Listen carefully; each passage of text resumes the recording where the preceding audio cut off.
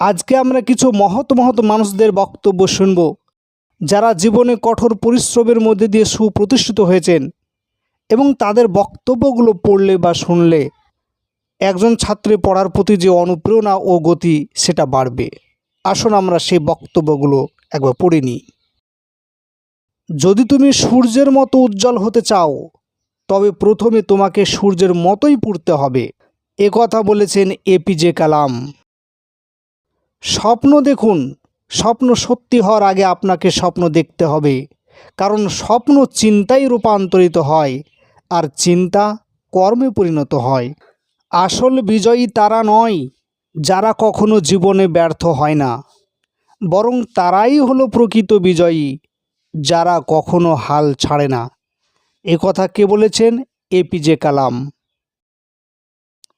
শিক্ষকরা শুধু দরজা খুলে দিতে পারেন, কিন্তু তোমাকে নিজেই সেই দরজা দিয়ে প্রবেশ করতে হবে। এটা চীনা প্রবাদ রয়েছে। পৃথিবী পরিবর্তনের জন্য শিক্ষাই হলো সবচেয়ে শক্তিশালী অস্ত্র। এ কথা কে বলেছেন? বিবি কিং। কোনো কিছু শুরু করার জন্য মহৎ ব্যক্তি হতে হয় না, কিন্তু মহৎ ব্যক্তি হওয়ার জন্য শুরু করতে হয়। এ কথা বলেছেন জিগ জিগলার। তুমি যত বেশি পড়বে, তুমি তত বেশি জিনিস জানতে পারবে, আর তুমি যত বেশি শিখবে, তত বেশি তুমি ভালো জায়গায় যেতে পারবে, বলেছেন ডক্টর সিউস। অনেক কিছু ফিরে আসে বা ফিরিয়ে আনা যায়, কিন্তু সময় চলে গেলে সময়কে ফিরিয়ে আনা যায় না, বলেছেন আবুল ফজল।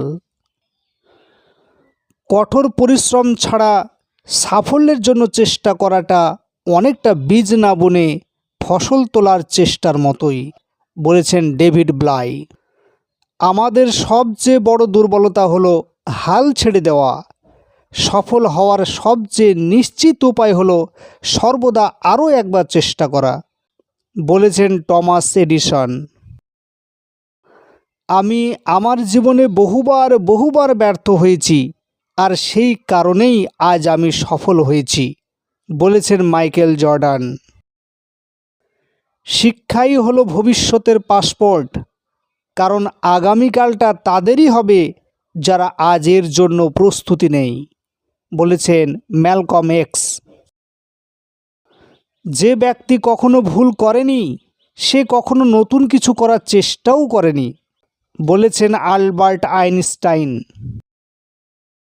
সাফল্য হলো প্রতিদিনের ছোট ছোট প্রচেষ্টার সমষ্টি, বলেছেন রবার্ট কলিয়ার। প্রতি বছর বহু বোকা লোক কলেজ থেকে স্নাতক ডিগ্রি পায়, আর ওরা যদি এটা করতে পারে, তাহলে বিশ্বাস রাখো তুমিও সেটা করতে পারবে, বলেছেন জন গ্রিন। কোনো কিছু শেখার সবচেয়ে সুন্দর দিকটি হলো কোনো ব্যক্তি সেটাকে আপনার কাছ থেকে কেড়ে নিতে পারে না, বলেছেন বিবি কিং। আউট হওয়ার ভয়ে আপনি কখনো খেলা থেকে বিরত থাকবেন না, বলেছেন বেব রুথ। ভালো কোনো জায়গায় যাওয়ার জন্য কোনো সংক্ষিপ্ত শর্টকাট পথ নেই, তার জন্য আপনাকে পরিশ্রম করতেই হবে, বলেছেন বেভারলি স্টিলস।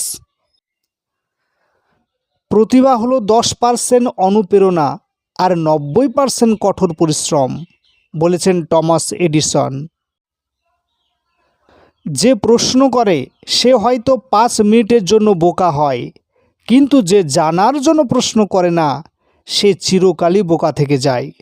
এটি একটি চীনা প্রবাদ। ব্যর্থ হলে কখনো হাল ছেড়ো না, কারণ ফেল বা ব্যর্থতার মানে হলো শেখার প্রথম প্রচেষ্টা করা, বলেছেন এপিজে কালাম। প্রতিভা খাবারের লবণের চেয়েও সস্তা। প্রতিভাবান ও সফল ব্যক্তির মধ্যে পার্থক্য গড়ে দেয় শুধুমাত্র কঠোর পরিশ্রম, বলেছেন স্টিফেন কিং। জ্ঞান অর্জনে নিজেকে বিনিয়োগ করা সর্বদা সর্বোত্তম প্রতিদান দেয়, বলেছেন বেঞ্জামিন ফ্র্যাঙ্কলিন। জীবনে ব্যর্থতার অর্থ হলো আরও বুদ্ধিমত্তার সাথে নতুন করে কোনো কিছু শুরু করার সুযোগ পাওয়া, বলেছেন হেনরি ফোর্ড।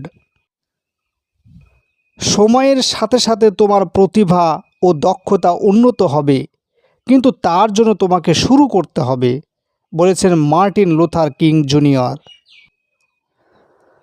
ঘন্টার পর ঘন্টা কঠোর পরিশ্রমের মাধ্যমেই দক্ষতা অর্জিত হয়, বলেছেন উসাইন বোল্ট।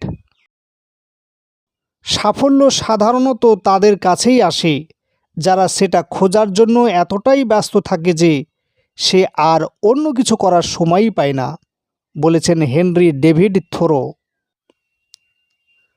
প্রতিকূলতা প্রায়শই সাধারণ মানুষকে অসাধারণ নিয়তির জন্য প্রস্তুত করে, বলেছেন সিএস লুইস। নতুন লক্ষ্য নির্ধারণ করতে বা নতুন স্বপ্ন দেখতে আপনার বয়স কখনোই বেশি হয়ে যায়নি। আপনি এখন থেকেই শুরু করুন, বলেছেন লেস ব্রাউন।